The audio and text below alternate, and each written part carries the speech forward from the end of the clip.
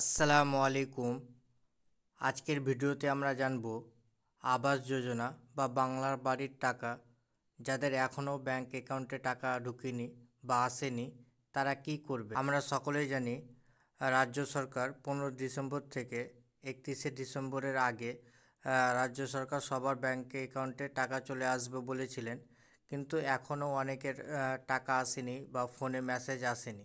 তারা এখন কি করবে আমরা মমতা বন্দ্যোপাধ্যায়ের মুখে থেকে শুনে নিব।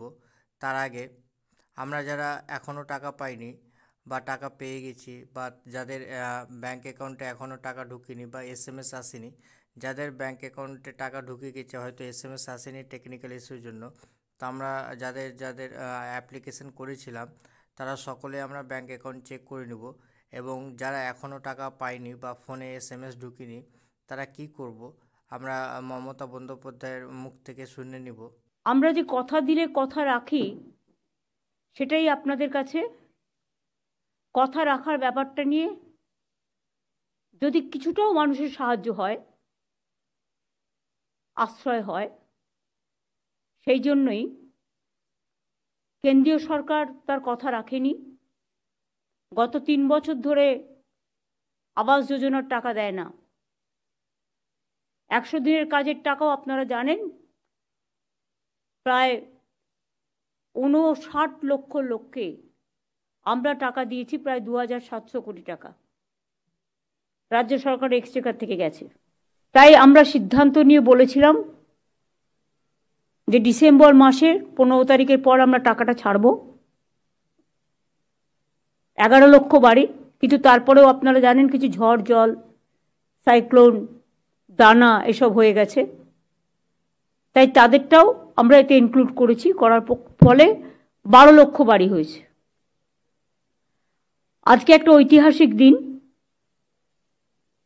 এবং রাজ্য সরকার তার সীমিত ক্ষমতা সত্ত্বেও নিজের টাকা থেকে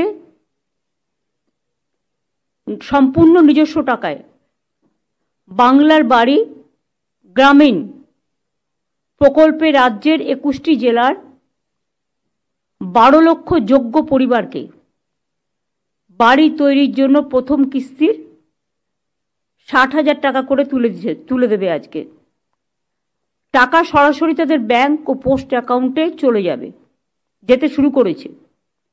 এখান থেকেও কয়েকজনের হাতে আমি অনুমোদনপত্র তুলে দেব। আমি তাদের সকলকে আমাদের অভিনন্দন জানাই। 60,000 করে দুবার 1,20,000 টাকা করে দেওয়া হবে। তার জন্য আমাদের খরচা পড়বে 14,773 কোটি টাকা। বাংলার বাড়ি প্রকল্পের একটাই উদ্দেশ্য, গরিব মানুষকে আশ্রয় দেওয়া। আমরা 12 লক্ষকে আজকের মধ্যে দিয়ে দিচ্ছি।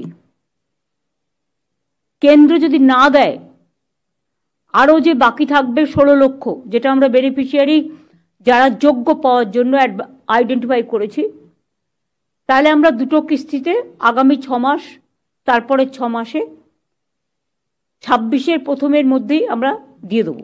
12 লক্ষ দেওয়া হচ্ছে, মানে বাকি আমরা মে জুনের মধ্যে দিয়ে দেবো 8 লক্ষকে এবং আবার ডিসেম্বর জানুয়ারির মধ্যে দিয়ে দেবো আরও 8 লক্ষকে। 60,000 করে প্রথম কিস্তিতে পাবেন এবং সেকেন্ড কিস্তি যখন তার 60,000 টাকার কাজ হয়ে যাবে, সেকেন্ড কিস্তি তারা পেয়ে যাবে। আমরা যখন কথা দিয়েছি 12 লক্ষ লোকের তা আমরা এখন দেব। তো আমরা শুনলাম মমতা বন্দ্যোপাধ্যায়ের রাজ্য সরকারের মুখে থেকে আমরা যারা টাকা এখনও পাইনি বা 31 ডিসেম্বর আজকে লাস্ট ডেট, আমাদের যাদের আজকেও লাস্ট ডেটের মধ্যেও যদি আমাদের ব্যাংক অ্যাকাউন্টে টাকা না আসে বাংলা বাড়ির টাকা, তো আমরা কি করব। আমরা জানতে পারলাম রাজ্য সরকারের মুখে থেকে যে আমরা যারা এখনও টাকা পাইনি, এখন 31 ডিসেম্বরের মধ্যে 14 লক্ষ মানুষকে টাকা দেওয়া হয়েছে। আর যারা এখনও টাকা পায়নি বাকি রয়েছে, যারা বা অনলাইনে অ্যাপ্লিকেশন করেছিলেন তারা সকলেই টাকা পাবেন।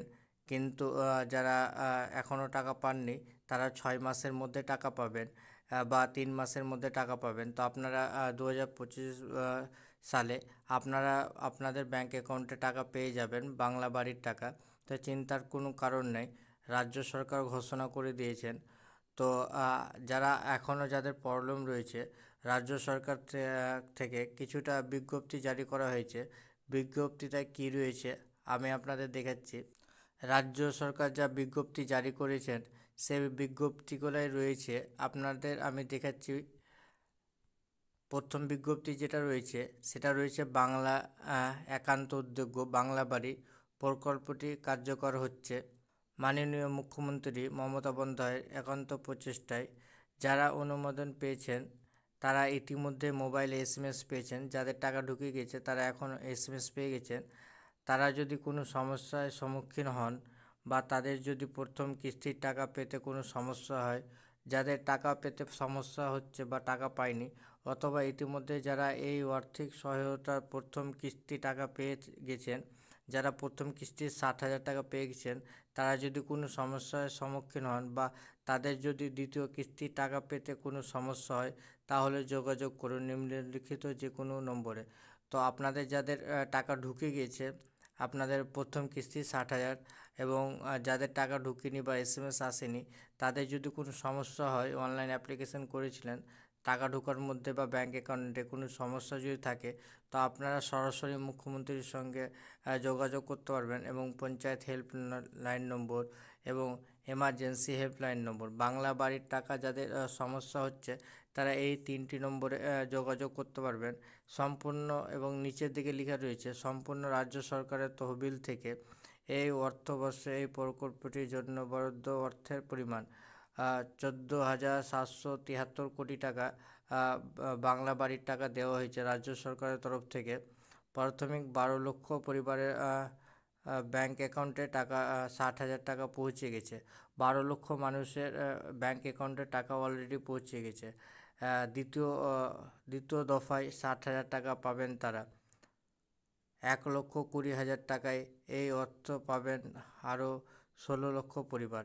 1,20,000 টাকা করে দেওয়া হচ্ছে দুটি কিস্তিতে, প্রথম 60,000 এবং দ্বিতীয়টি 60,000, এবং এখনও পাবে যারা, তাদের রয়েছে 16 লক্ষ পরিবার এখনও টাকা পাবে।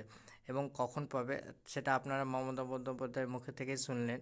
যারা 31শে ডিসেম্বরের মধ্যে যাদের টাকা ঢুকবে না, তারা 6 মাসের মধ্যে আপনাদের প্রথম কিস্তির টাকা পেয়ে যাবেন। এটা এই বিজ্ঞপ্তিটা জারি করেছেন মমতা বন্দ্যোপাধ্যায়। এবং বাংলা বাড়ির যা অভিযোগ রয়েছে, জিরো টলারেন্স, এই নম্বরটি একটি টোল ফ্রি নম্বর আপনাদের জন্য জারি করা হয়েছে। তো কী লেখা রয়েছে সেটা আপনাদের পড়ে শোনাচ্ছি। এই নম্বরে ফোন করে বাংলার বাড়ি সংক্রান্ত যে কোনো অভিযোগ সরাসরি জানাতে পারবেন রাজ্য সরকারকে। আপনার যে কোনো অভিযোগ যদি থাকে, কোনো অভিযোগ থাকে, এই নম্বরে আপনারা ডায়াল করে সরাসরি আপনার রাজ্য সরকারকে আপনার অভিযোগটি জানাতে পারবেন। তো আপনারা শুনলেন, আপনাদের যদি ব্যাঙ্ক অ্যাকাউন্টে টাকা না ঢুকে থাকে 31শে ডিসেম্বরের মধ্যে, মানে আজকে লাস্ট ডেট 31শে ডিসেম্বর আজকে, তো আপনাদের যদি এখনও টাকা না ঢুকে থাকে বা আপনাদের যদি কোনো প্রবলেম হয়ে থাকে, সমস্যা হয়ে থাকে, তো আপনাদের টোল ফ্রি নম্বর আমি দেখিয়ে দিলাম। আপনারা এই নম্বরগুলো নোট করে নেবেন বা স্ক্রিনশট করে নেবেন। এই নম্বরগুলোতে আপনারা যদি যোগাযোগ করতে চান, তো আপনাদের সমস্যা হেল্প হয়ে যাবে। তো এইভাবে আপনারা চিন্তার কোনো কারণ নেই, যাদের টাকা এখনও ঢুকেনি ব্যাঙ্ক অ্যাকাউন্টে, তারা 6 মাসের মধ্যে টাকা পেয়ে যাবেন। তো আশা করি ভিডিওটা থেকে আপনারা উপকৃত হয়েছেন। যদি উপকৃত হয়ে থাকেন অবশ্যই লাইক, কমেন্ট, শেয়ার এবং সাবস্ক্রাইব করবেন। আসসালামু আলাইকুম।